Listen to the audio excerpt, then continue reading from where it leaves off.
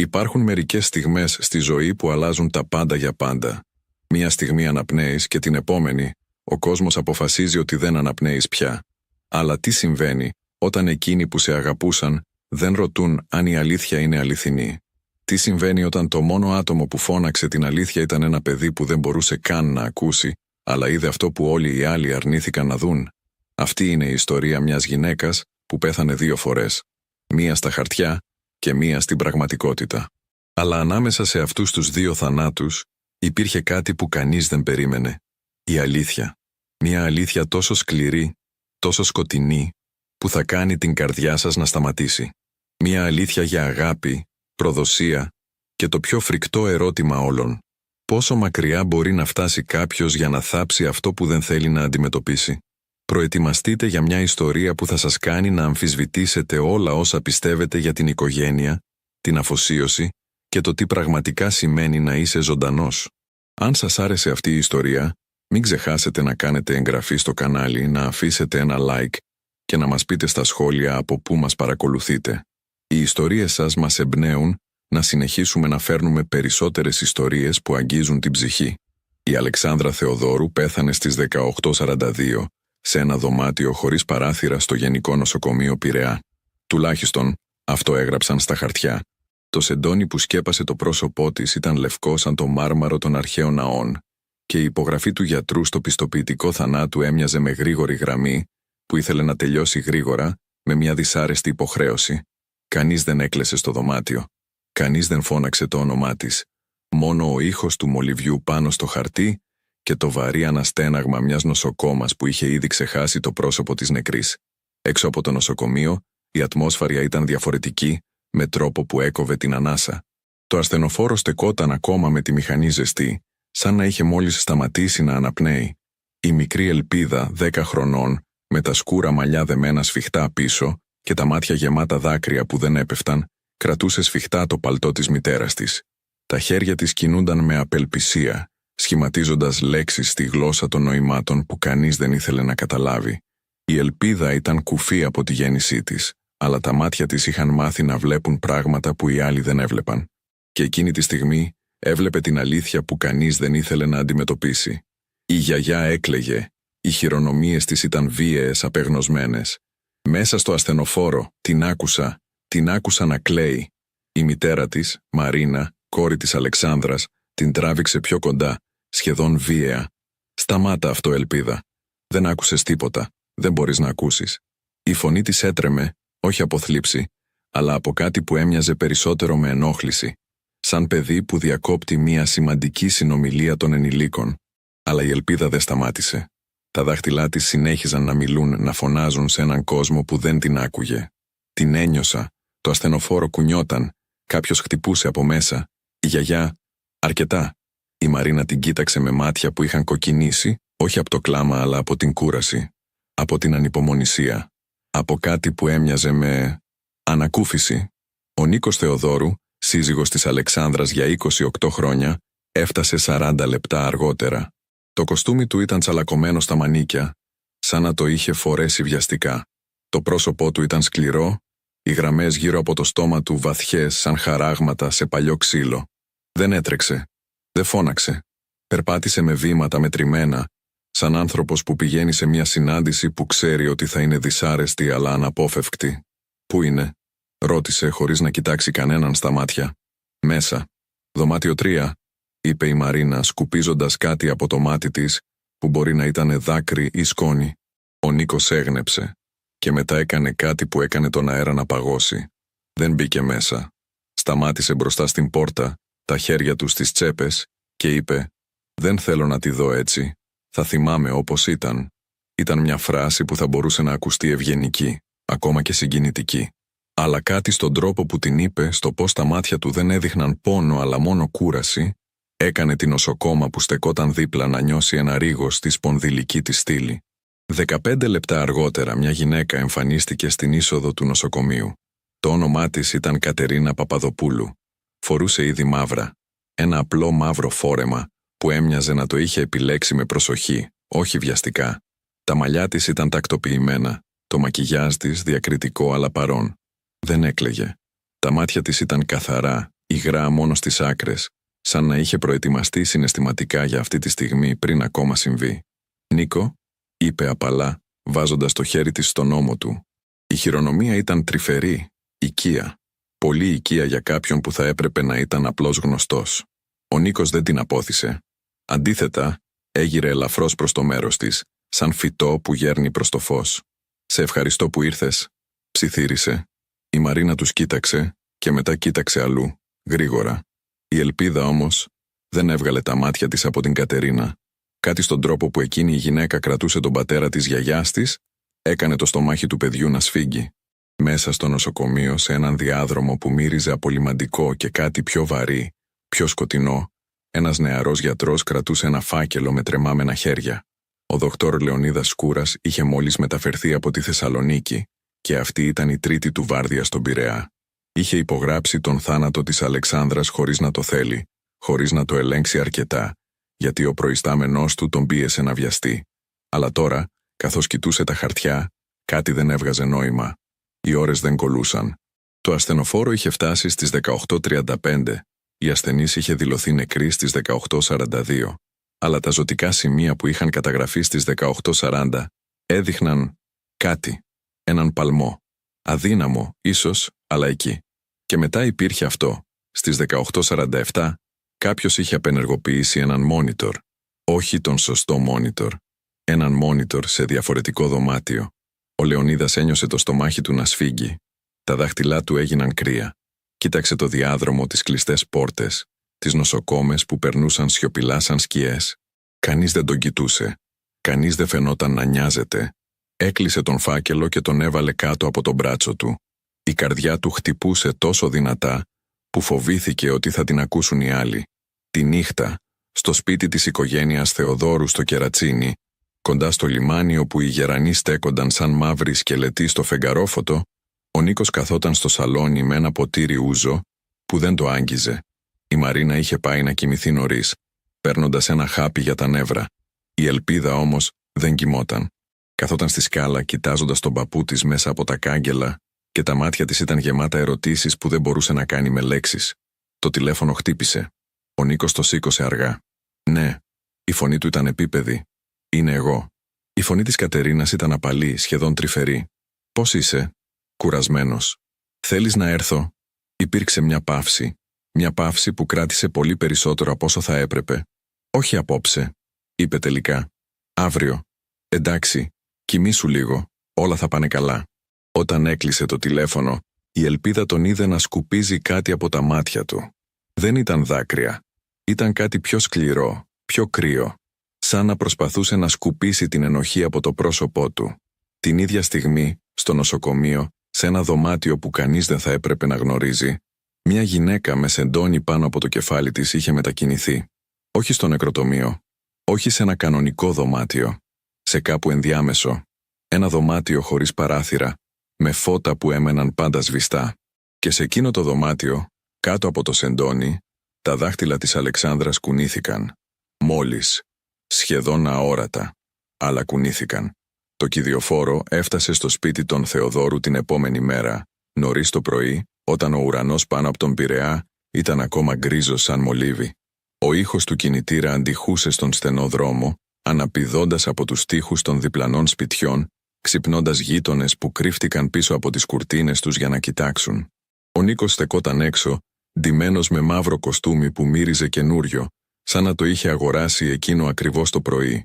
Το πρόσωπό του ήταν ξυρισμένο τόσο κοντά που το δέρμα του φαινόταν σχεδόν κόκκινο στα μάγουλα και τα μάτια του είχαν αυτή την παράξενη έγκλη που έρχεται όταν κάποιος δεν έχει κοιμηθεί καθόλου ή έχει κοιμηθεί πάρα πολύ καλά.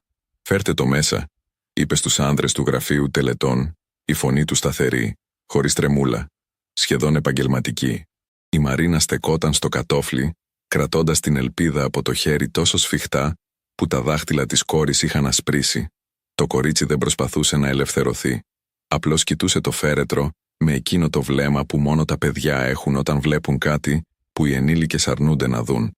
Τα χείλη της κουνιόντουσαν διαμορφώνοντας λέξεις που κανείς δεν μπορούσε να ακούσει, αλλά αν κάποιος ήξερε τη νοηματική γλώσσα, θα διάβαζε ξανά και ξανά.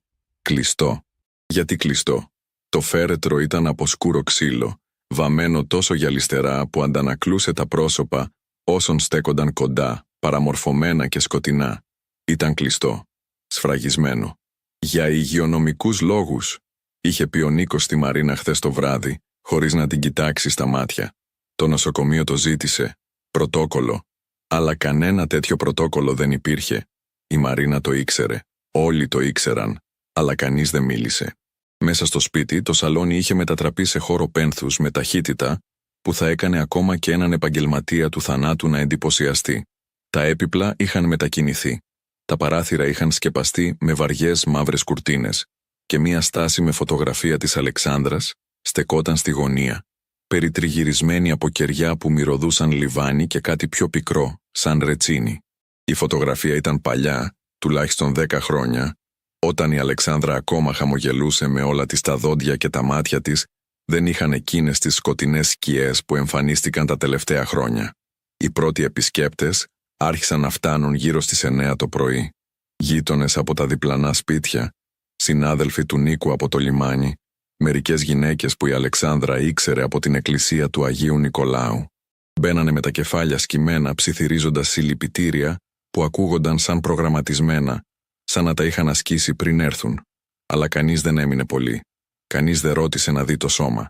Και αυτό που ήταν πιο περίεργο, κανείς δεν φαινόταν να βρίσκει περίεργο ότι το φέρετρο ήταν κλειστό.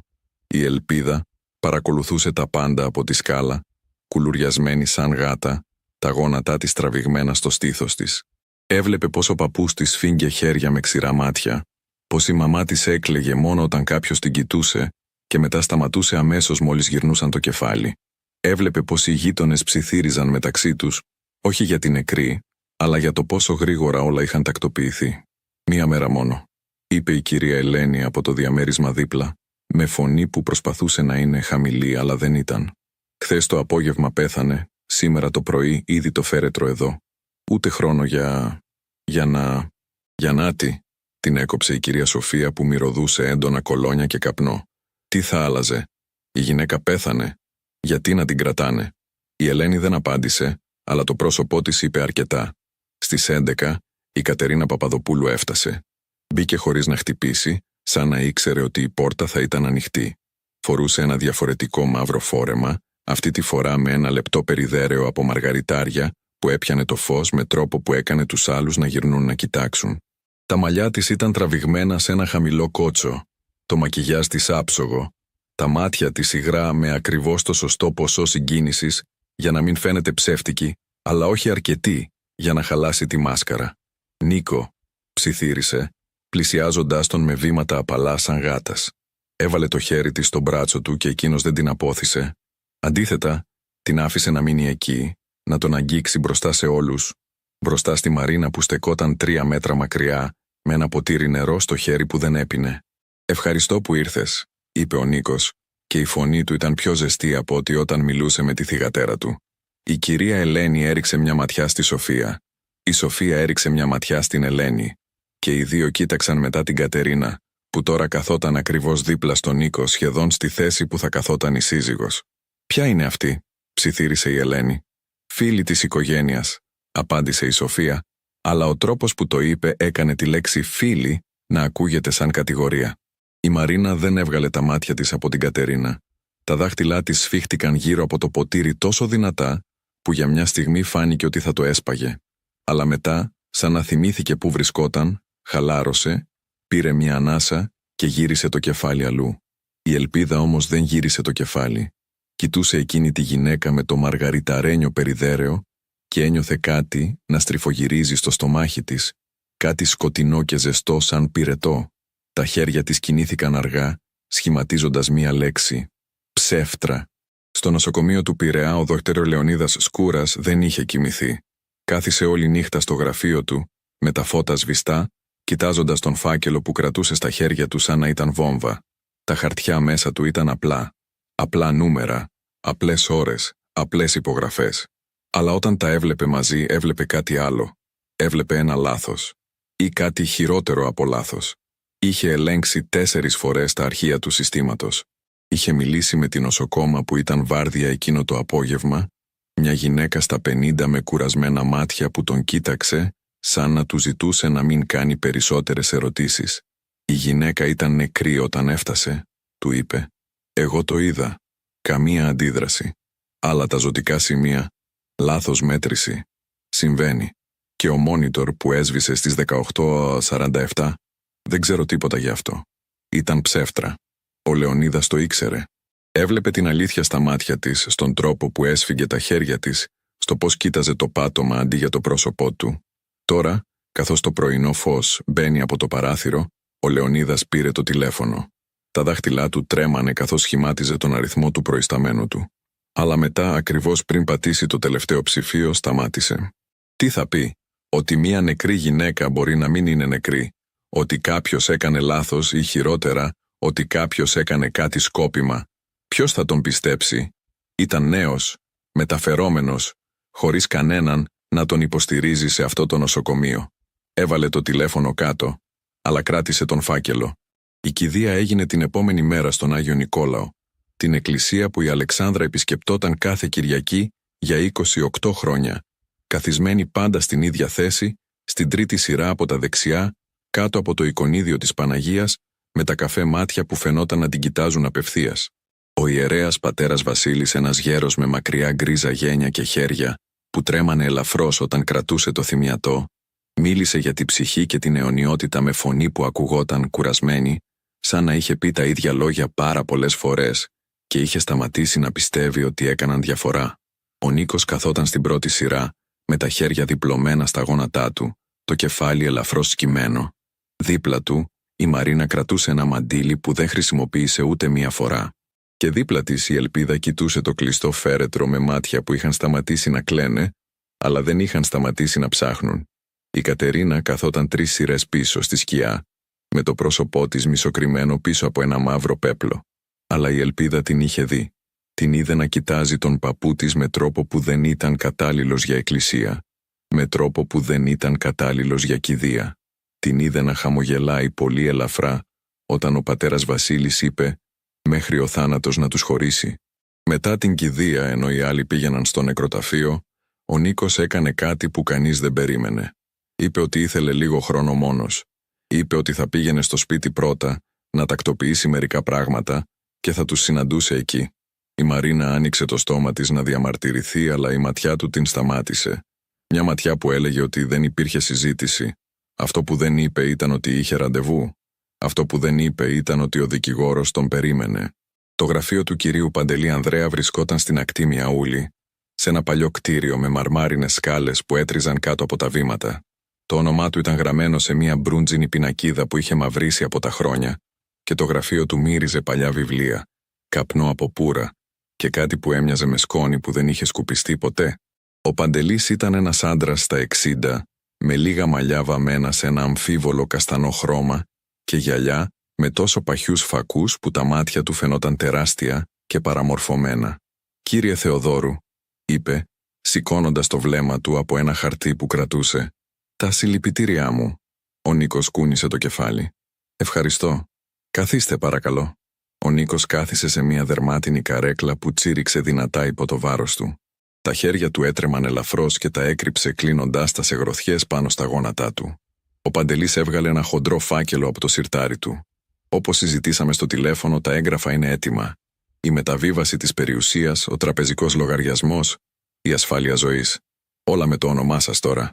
Ήταν δικά μου από την αρχή», είπε ο Νίκος, αλλά η φωνή του δεν ακουγόταν πεπισμένη. «Εγώ τα έφτιαξα. Εγώ δούλεψα». «Φυσικά», είπε ο Παντελής με τον τρόπο που οι δικηγόροι λένε φυσικά, όταν δεν συμφωνούν, αλλά πληρώνονται για να μην διαφωνούν. «Απλώς χρειαζόμαστε την υπογραφή σας εδώ, εδώ και εδώ». Έδειξε 3 σημεία στα έγγραφα με ένα χοντρό μαύρο στυλό. Ο Νίκος σήκωσε το στυλό. Η μύτη του άγγιξε το χαρτί και μετά σταμάτησε. «Τι γίνεται αν...» άρχισε, αλλά δεν τελείωσε τη φράση. «Αν τι?» ρώτησε ο Παντελής, σηκώνοντας ένα φρύδι. «Τίποτα».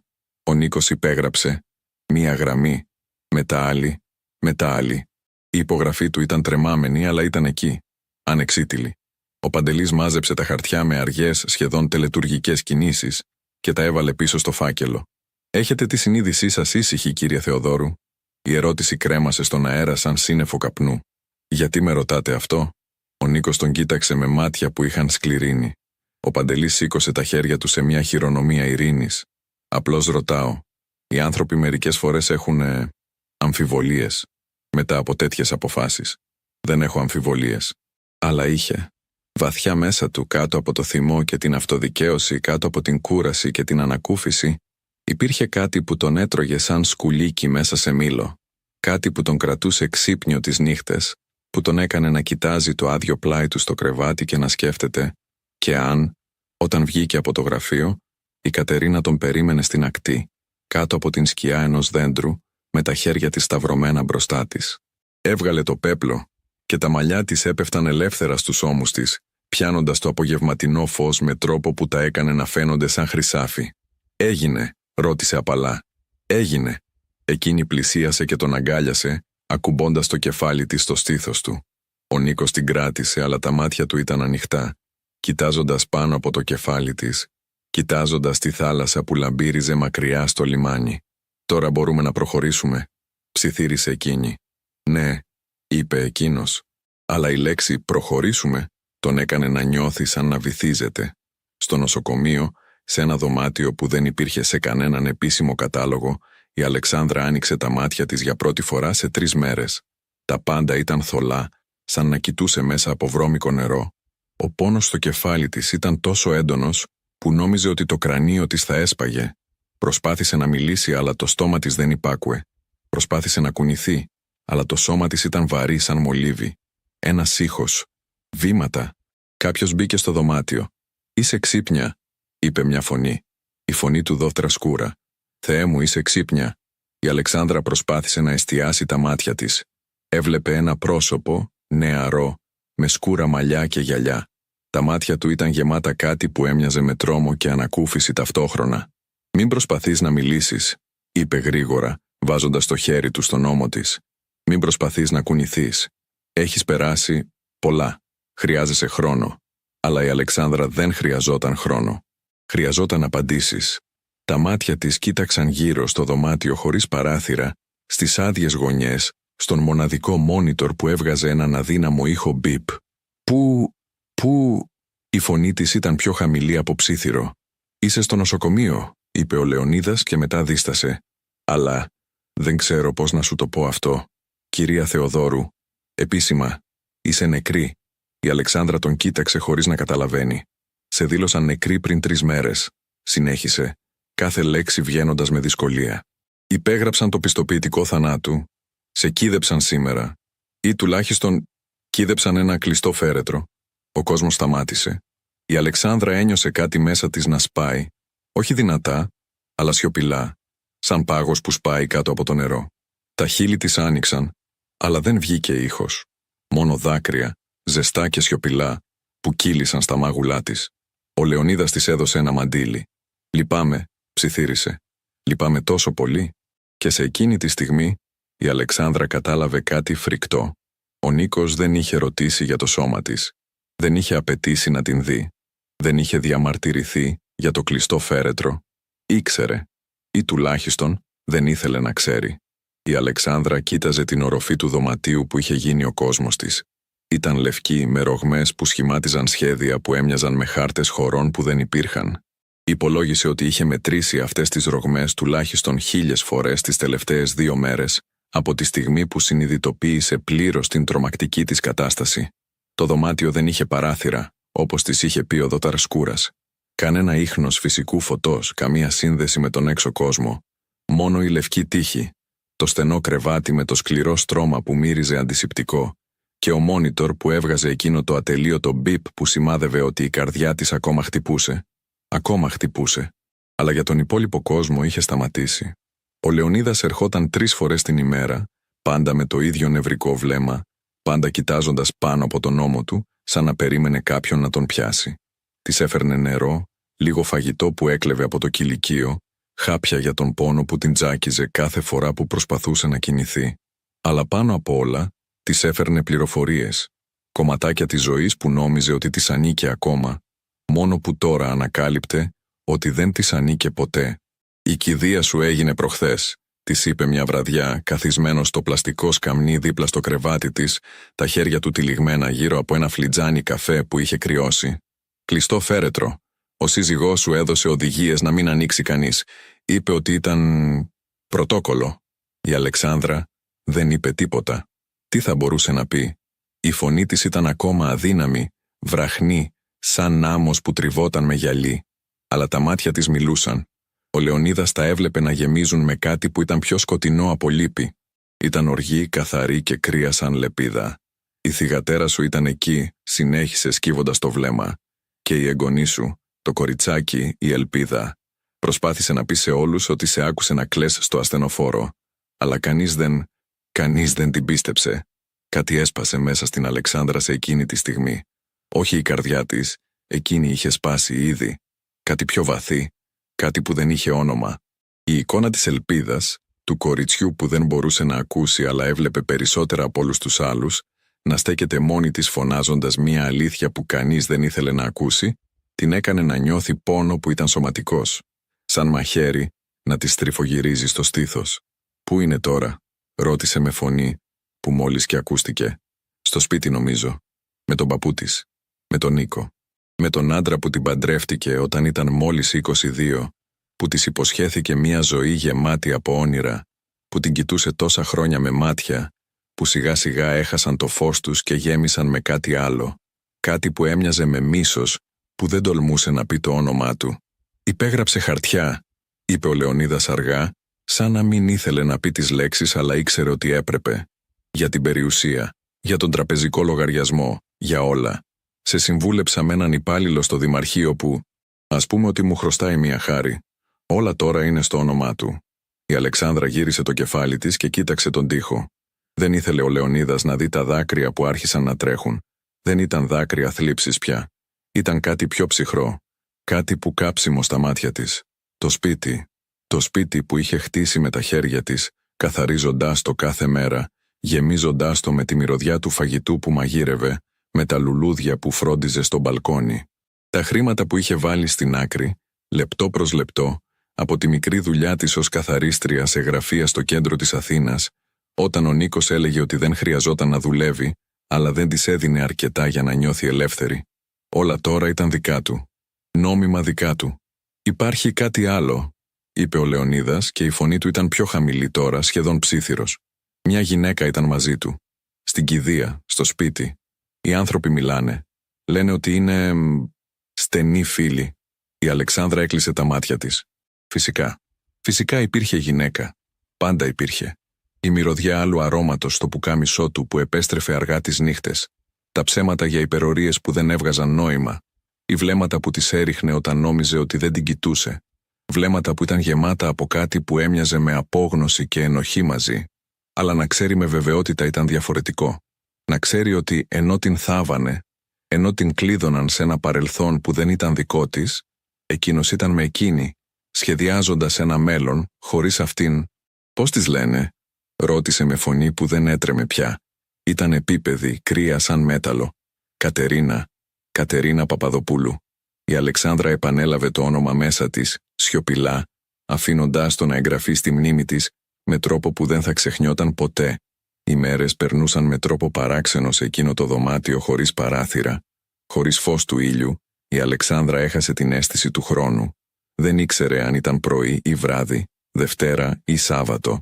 Υπήρχε μόνο η οροφή, ο μόνιτορ και ο ήχος των βημάτων στο διάδρομο έξω που έρχονταν και έφευγαν σαν κύματα.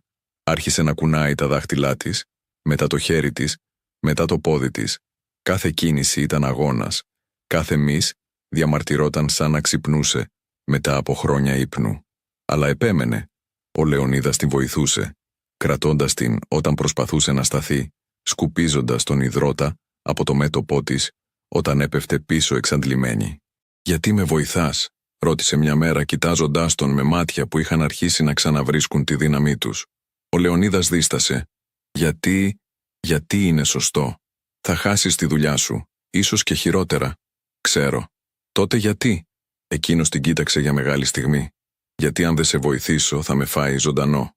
Κάθε φορά που θα κοιτάω στον καθρέφτη θα βλέπω έναν άντρα που άφησε μια γυναίκα να πεθάνει 2 φορές. Μία στα χαρτιά και μία στην αλήθεια. Και δεν μπορώ να ζήσω έτσι. Μια νύχτα, ο Λεωνίδας έφερε κάτι διαφορετικό. Μια εφημερίδα. Η Αλεξάνδρα την κράτησε με χέρια που τρέμανε όχι από αδυναμία, αλλά από προσμονή. Στη σελίδα 8 υπήρχε μια μικρή αναφορά. Θρήνος στον Πειραιά για τον θάνατο της Αλεξάνδρας Θεοδόρου, 50 ετών, που άφησε πίσω τη σύζυγο και οικογένεια. 50 λέξεις.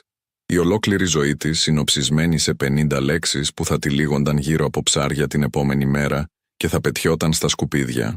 Δίπλωσε προσεκτικά την εφημερίδα και την έβαλε δίπλα στο κρεβάτι. «Δεν πέθανα», ψιθύρισε περισσότερο στον εαυτό της παρά στον Λεωνίδα. «Δεν πέθανα». Και σε εκείνη τη στιγμή κάτι άλλαξε μέσα της. Η θλίψη, ο πόνος, η προδοσία, όλα άρχισαν να μετατρέπονται σε κάτι διαφορετικό. Σε κάτι που έκαιγε πιο ζεστό και πιο καθαρό. Σε επιθυμία να ζήσει. Όχι για να ξαναγίνει αυτή που ήταν, αλλά για να γίνει κάτι νέο. Κάτι που αυτοί δεν περίμεναν. Στο σπίτι στο Κερατσίνι, η Ελπίδα ξύπνησε από έναν εφιάλτη. Είδε τη γιαγιά της μέσα σε ένα κουτί, χτυπώντας τα χέρια της στο καπάκι, φωνάζοντας χωρίς ήχο. Κάθισε στο κρεβάτι, το σώμα της λουσμένο στον υδρότα και κοίταξε το σκοτάδι του δωματίου της. Τα χέρια της κινήθηκαν στο σκοτάδι, σχηματίζοντας λέξεις που κανείς δεν έβλεπε. Η γιαγιά ζει. Ξέρω ότι ζει. Η Αλεξάνδρα στεκόταν για πρώτη φορά σε 10 μέρες. Τα πόδια της έτρεμαν σαν κλαδιά στον άνεμο και ο Λεωνίδας την κρατούσε από τη μέση, έτοιμος να την πιάσει αν έπεφτε. Αλλά δεν έπεσε.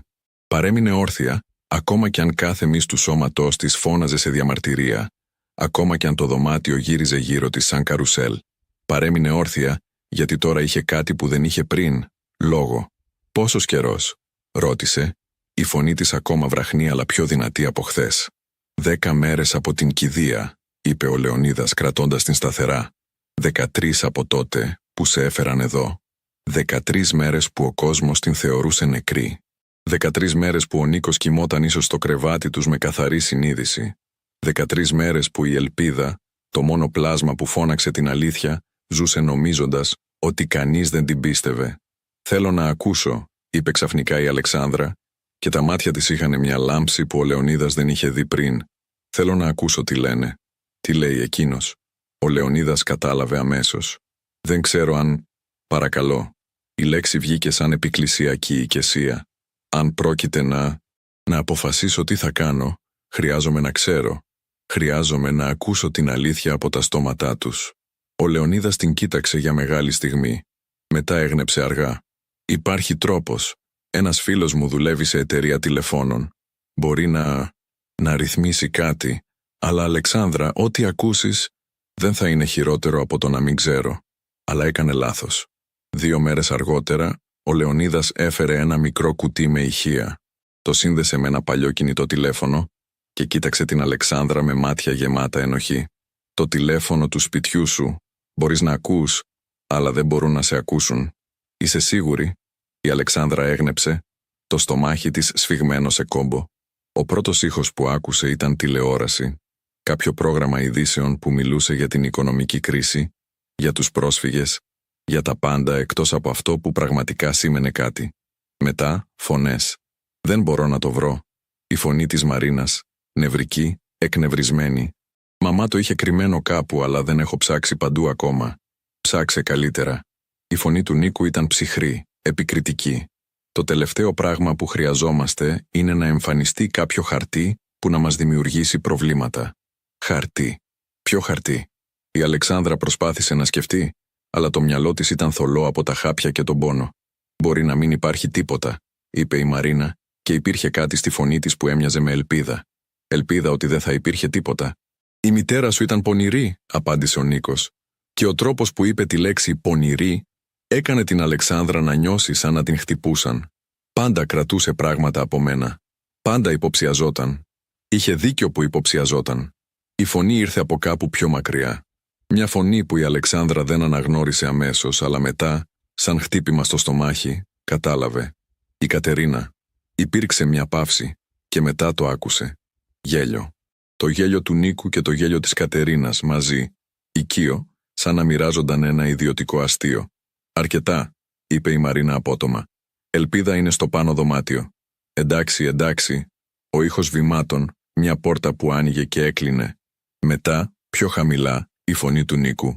«Πόσο καιρό ακόμα πρέπει να παριστάνουμε?»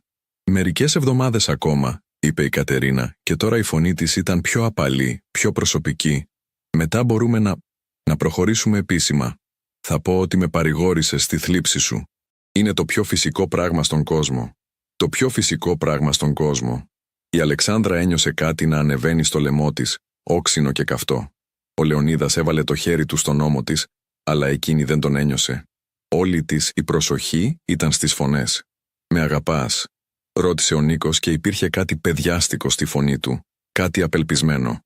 «Σε αγαπώ», απάντησε η Κατερίνα. «Όσο δεν την αγάπησες ποτέ». Σιωπή. Μετά, ο ήχος ενός φιλιού. Ένα φιλί που κράτησε πολύ. Πάρα πολύ. Η Αλεξάνδρα ήθελε να κλείσει τα αυτιά της, να πετάξει το κουτί με τα ηχεία στον τοίχο, να φωνάξει μέχρι να σπάσει η φωνή της. Αλλά δεν το έκανε. Άκουσε. Άκουσε κάθε λέξη, κάθε ψίθυρο, κάθε γέλιο που την έκοβε σαν γυαλί. «Νόμιζε ότι δεν ήξερα», είπε ξαφνικά ο Νίκος, και τώρα η φωνή του ήταν πιο σκοτεινή. «Νόμιζε ότι δεν την έβλεπα να κρύβει χρήματα, να ψάχνει στα χαρτιά μου, σαν να προετοιμαζόταν να φύγει. Θα έφευγε?» ρώτησε η Κατερίνα. «Δεν ξέρω. Ίσως. Αλλά τώρα δεν έχει σημασία, έτσι δεν είναι?» Ένα ξηρό γέλιο. «Τώρα όλα είναι δικά μας. Όλα. Το σπίτι που καθάριζε με τα χέρια της. Τα χρήματα που μάζευε κρυφά, λεπτό προς λεπτό, νομίζοντας ότι ίσως, κάποια μέρα, θα είχε αρκετά για να αρχίσει ξανά. Τα όνειρα που δεν τολμούσε να πει δυνατά. Όλα τώρα στα χέρια του άνδρα που μόλις την φίλησε την εραστή του στο σαλόνι, όπου παντρεύτηκαν. Ο Λεωνίδας έκλεισε το κουτί. Η Αλεξάνδρα δεν αντέδρασε. Κάθισε εκεί με τα χέρια της διπλωμένα στα γόνατά της, τα μάτια της ξερή και καυτά. «Αλεξάνδρα», άρχισε ο Λεωνίδας, αλλά δεν ήξερε τι να πει. «Ήξερε», ψιθύρισε εκείνη. «Ήξερε ότι κάτι δεν πήγαινε καλά εκείνη τη μέρα. Ήξερε ότι ίσως δεν ήμουν νεκρή. Και δεν ρώτησε. Δεν έψαξε. Δεν ζήτησε να ανοίξουν το φέρετρο. Δεν μπορούμε να είμαστε σίγουροι. Είμαι σίγουρη». Τώρα τον κοίταξε, και τα μάτια της ήταν τόσο γεμάτα πόνο, που ο Λεωνίδας ένιωσε το δικό του στήθος να σφίγγει. «Με άφησε να πεθάνω. Ή τουλάχιστον δεν τον ένιαξε αρκετά για να σιγουρευτεί ότι δεν είχα πεθάνει.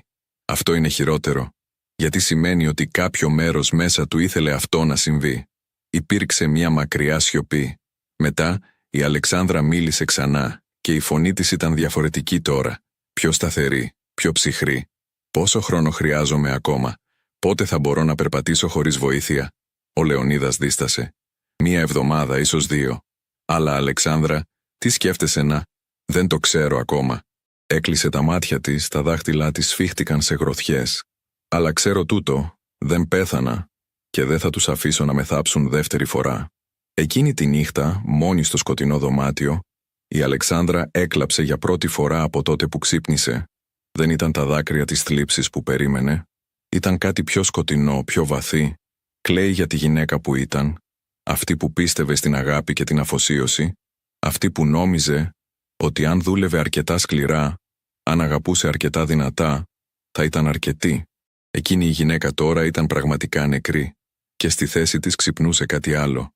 Κάτι που δεν είχε όνομα ακόμα, αλλά είχε δόντια. Ο Νίκος ξύπνησε στις 3 το πρωί με το στόμα γεμάτο χολή. Δεν ήταν η πρώτη φορά τις τελευταίες 2 εβδομάδες που το στομάχι του τον πρόδιδε στη μέση της νύχτας, αναγκάζοντάς τον να τρέξει στο μπάνιο με το χέρι στο στόμα. Έσκυψε πάνω από τη λεκάνη, περιμένοντας το αναπόφευκτο, αλλά τίποτα δεν ήρθε. Μόνο ο ναυτία, το κρύο ίδρωμα στο μέτωπό του, και εκείνος ο απεχθής γεύση που δεν έφευγε όσο κι αν έπλαινε το στόμα του. Κοίταξε το πρόσωπό του στον καθρέφτη. Τα μάτια του ήταν βαθουλωμένα, με σκοτεινούς κύκλους που τα έκαναν να φαίνονται σαν τρύπες σε ένα μάσκα. Είχε χάσει βάρος. Το κοστούμι που φόρεσε στην κηδεία τώρα του ήταν φαρδί στους ώμους. Τα χέρια του έτρεμαν όταν άνοιξε τη βρύση, το κρύο νερό χτυπώντας το πρόσωπό του σαν χαστούκι. «Νίκο», η φωνή της Κατερίνας ήρθε από το υπνοδωμάτιο, υπνηλή και μαλακή. Είχε μείνει ξανά. Τώρα έμενε πιο συχνά από ό,τι δεν έμενε. «Τίποτα», απάντησε, η φωνή του βραχνή. «Πήγαινε να κοιμηθείς?» Αλλά δεν πήγε.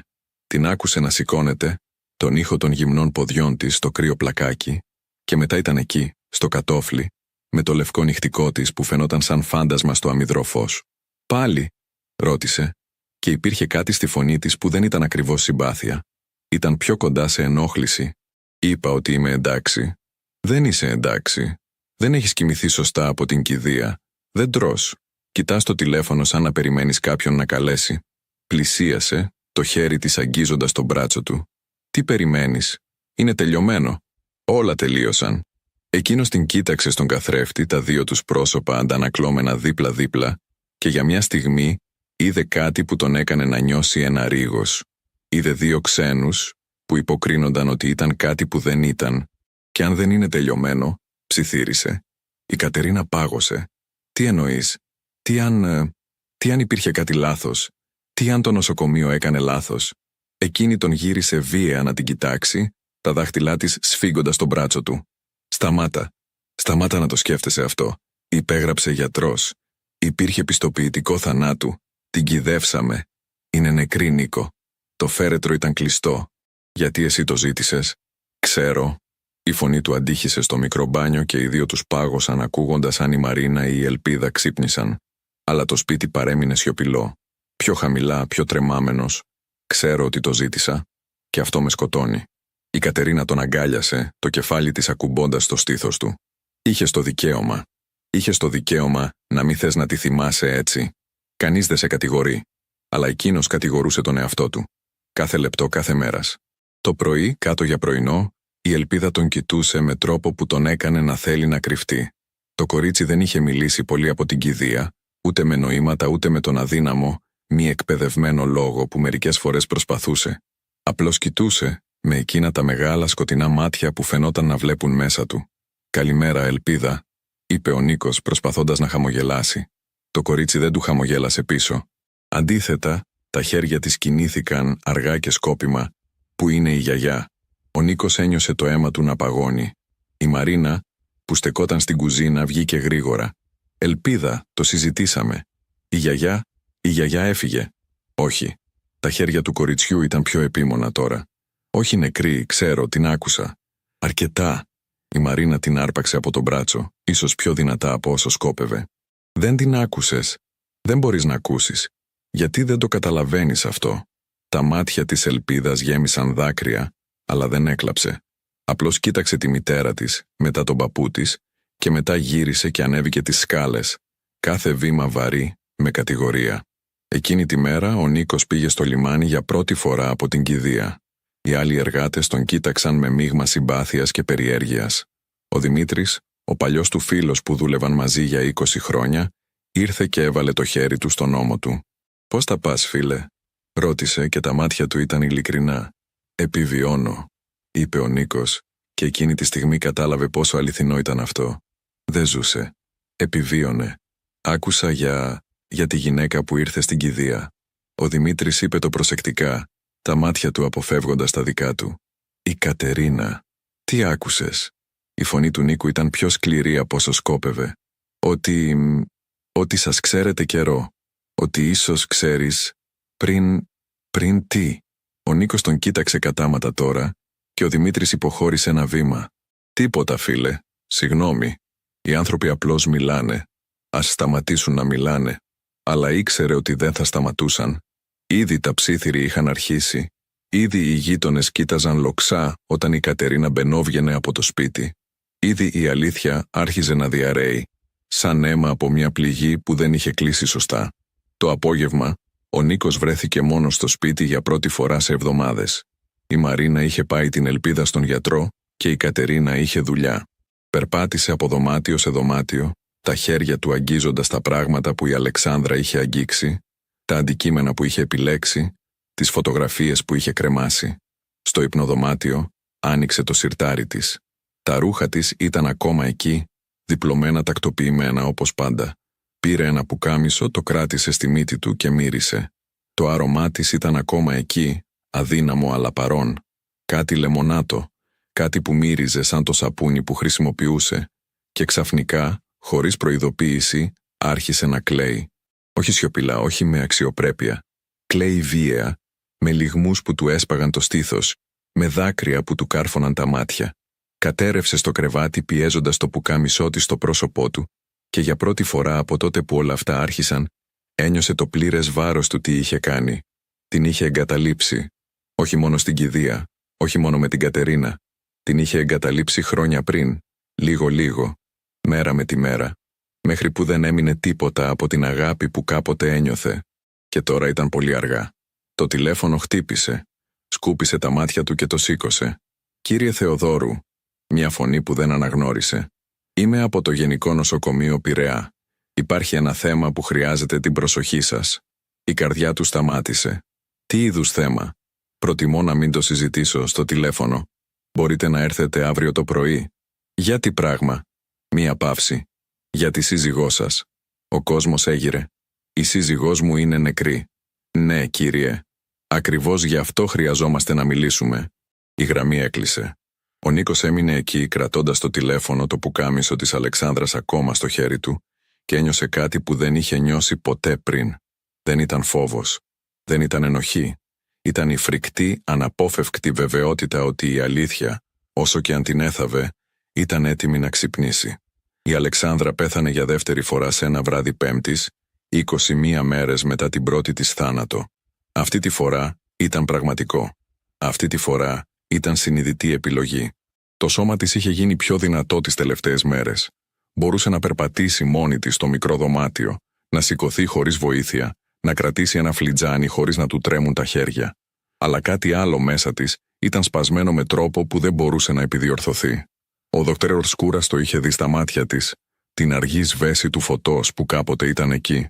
«Η καρδιά σου αδυνατίζει», της είπε εκείνο το απόγευμα, κρατώντας το στιθοσκόπιο με χέρια που δεν ήθελαν να αποδεχτούν αυτό που άκουγαν. «Χρειάζεσαι πραγματική νοσηλεία, πραγματικούς γιατρούς. Δεν μπορώ να...» «Όχι». Η φωνή της ήταν σταθερή, πιο σταθερή από ό,τι είχε υπάρξει ποτέ. «Όχι νοσοκομεία. Όχι ακόμα. Θα πεθάνεις. Ξέρω». Τον κοίταξε με μάτια που ήταν ήρεμα, σχεδόν γαλήνια. «Αλλά θα πεθάνω όπως εγώ επιλέγω, όχι όπως αυτοί ήθελαν». Ο Λεωνίδας κάθισε δίπλα της και για πρώτη φορά δεν ήξερε τι να πει. Αυτή η γυναίκα που είχε σώσει από την πρώτη αδικαιολόγητη θάνατο, τώρα επέλεγε τη δεύτερη με μια κλίση που τον τρόμαζε. «Υπάρχει κάτι που πρέπει να κάνω πρώτα», είπε η Αλεξάνδρα τεντώνοντας το χέρι της κάτω από το στρώμα. Έβγαλε έναν μεγάλο καφέ φάκελο, παλιό και τσαλακωμένο στις άκρες. Έγραψα γράμματα, ένα για τη Μαρίνα, ένα για την Ελπίδα και ένα για τον Νίκο. Τα δάχτυλά της χάιδεψαν το φάκελο με τρυφερότητα που έκανε το στήθος του Λεωνίδα να σφίξει. «Είναι όλη η αλήθεια εδώ μέσα. Όχι μόνο για το τι συνέβη, αλλά για το τι ένιωσα. Για το πώς ήταν να ζω σε ένα σπίτι που έγινε τάφος πολύ πριν με βάλουν σε έναν. Για το πώς ήταν να αγαπάω έναν άντρα που σταμάτησε να με βλέπει». «Γιατί του γράφεις?» ρώτησε ο Λεωνίδας, και η φωνή του ήταν πιο σκληρή από όσο σκόπευε. «Μετά από όλα όσα σου έκανε, μετά από όλα όσα άκουσες». «Γιατί τον ξέρω», τον διέκοψε απαλά. «Τον ξέρω καλύτερα από όσο ξέρει ο ίδιος τον εαυτό του.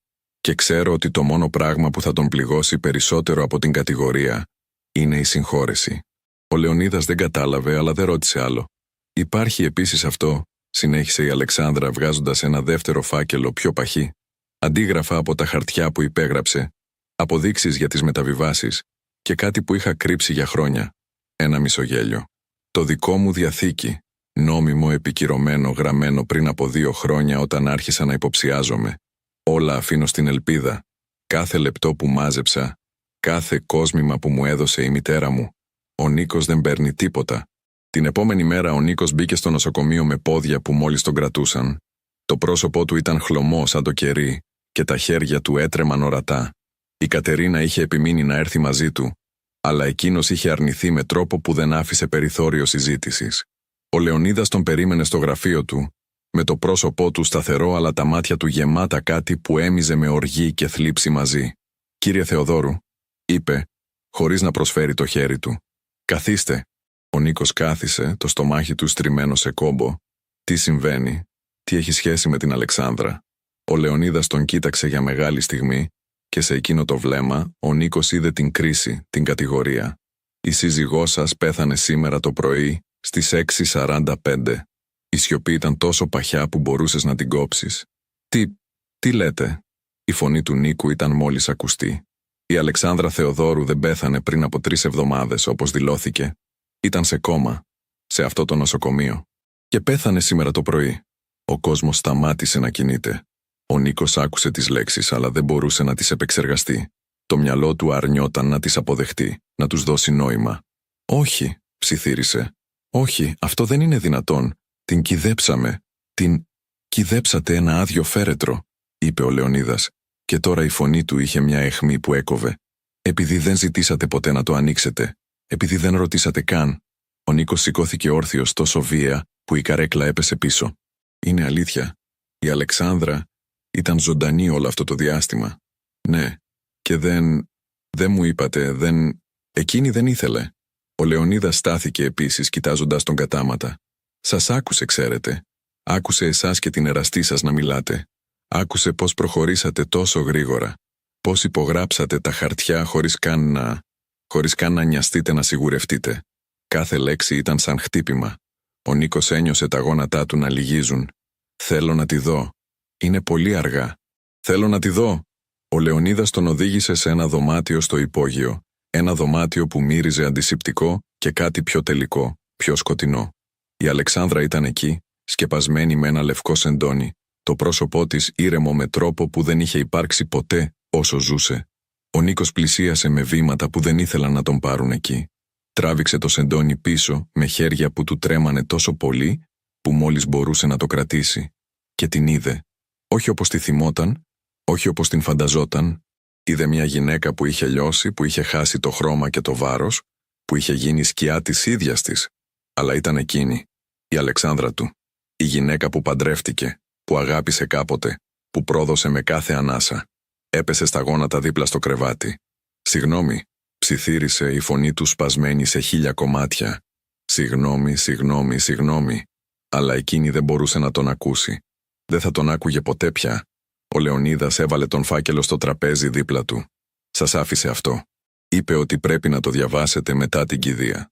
Εκείνη τη νύχτα, μετά από μια δεύτερη κηδεία που αυτή τη φορά ήταν πραγματική, με ανοιχτό φέρετρο και με πρόσωπα που τώρα γνώριζαν την αλήθεια και κοίταζαν τον Νίκο με μείγμα φρίκης και περιέργειας, ο Νίκος κάθισε μόνος στο σαλόνι και άνοιξε τον φάκελο. Το γράμμα της Αλεξάνδρας ήταν 3 σελίδες γραμμένες με προσεκτικό, τρεμάμενο γράψιμο. Το διάβασε μία φορά, μετά άλλη, μέχρι που οι λέξεις θόλωσαν από τα δάκρυα. Δεν τον κατηγόρησε. Δεν τον καταράστηκε. Απλώς έγραψε την αλήθεια καθαρή και ακρεφνής για το πώς ήταν να νιώθεις τον σύζυγό σου να απομακρύνεται λίγο-λίγο, για το πώς ήταν να ξέρεις ότι έχανες την αγάπη του και να μην μπορείς να κάνεις τίποτα γι' αυτό. Και στο τέλος έγραψε «Σε συγχωρώ, Νίκο.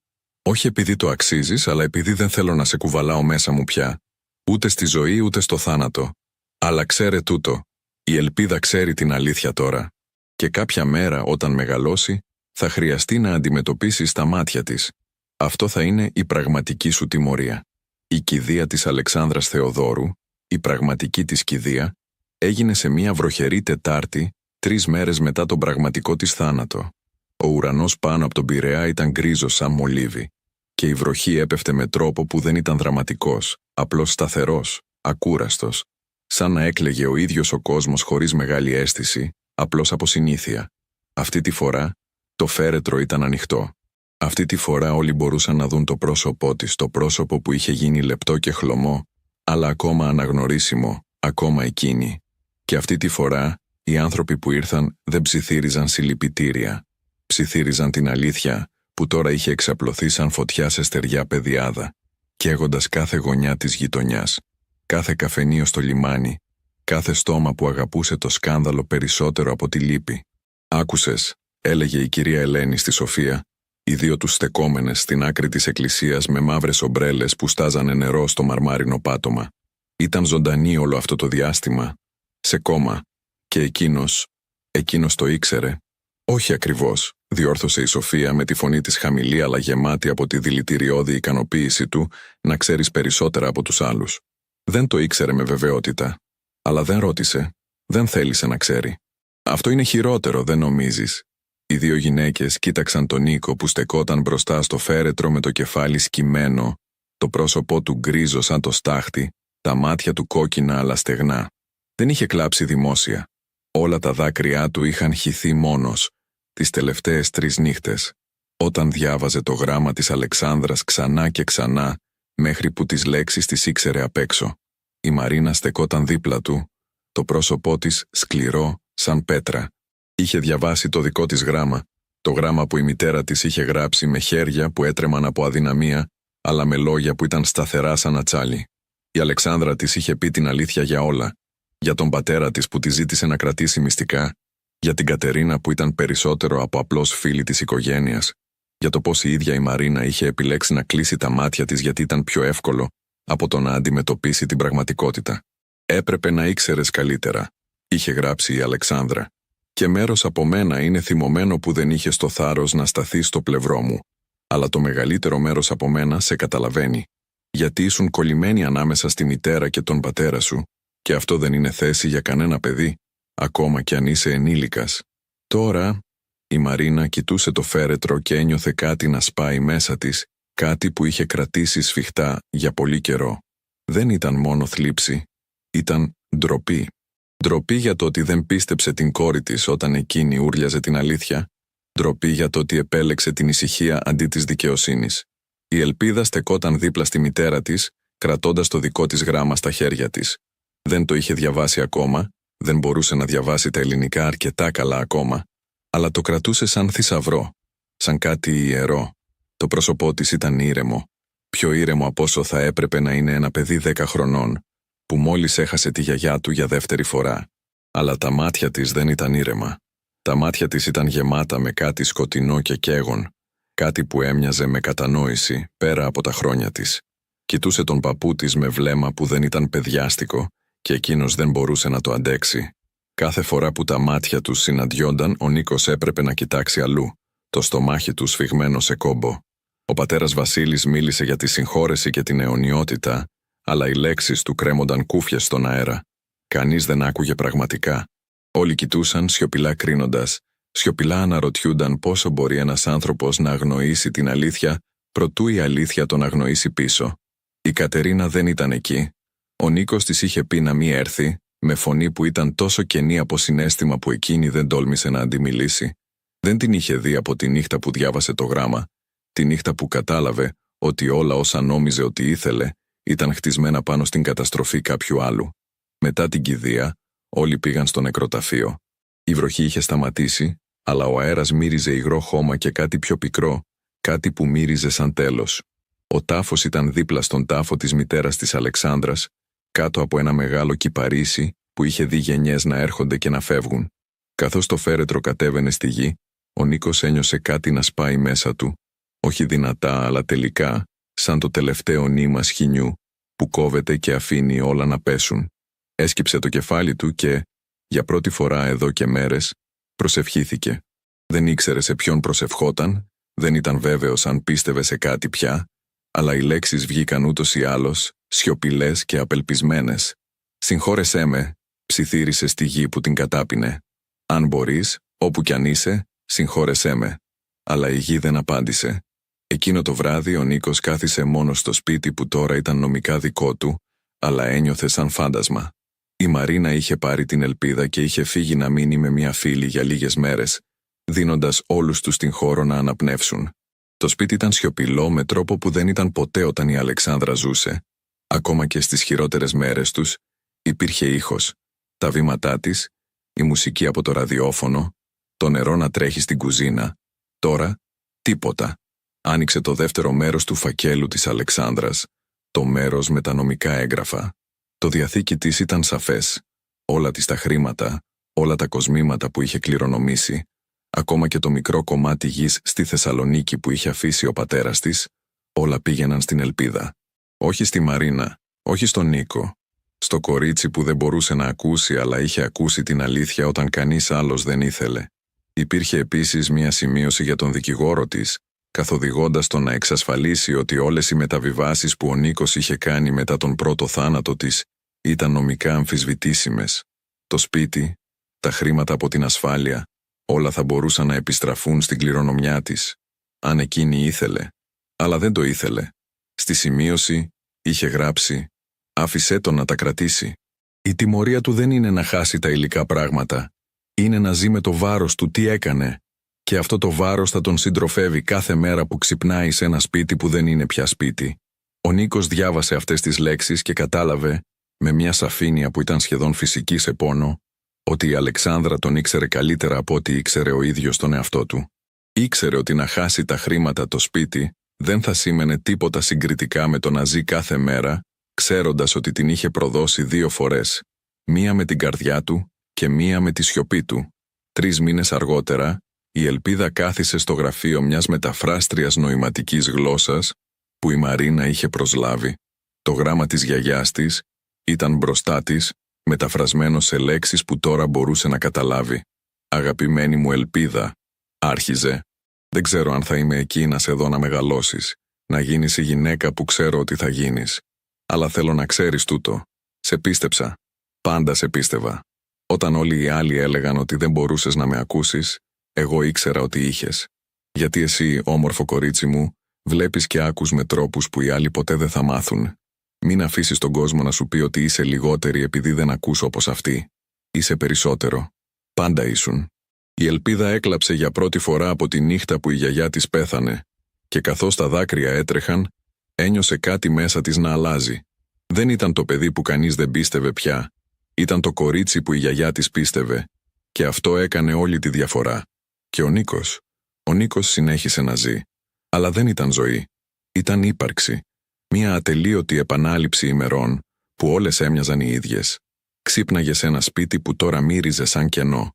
Έτρωγε γεύματα που δεν αισθανόταν. Δούλευε στο λιμάνι όπου όλοι τον αποφεύγανε. Και κάθε νύχτα έβλεπε το πρόσωπο της Αλεξάνδρας στα όνειρά του, όχι θυμωμένο, όχι κατηγορητικό, αλλά απλώς λυπημένο. Και αυτή η λύπη ήταν χειρότερη από οποιαδήποτε κατάρα.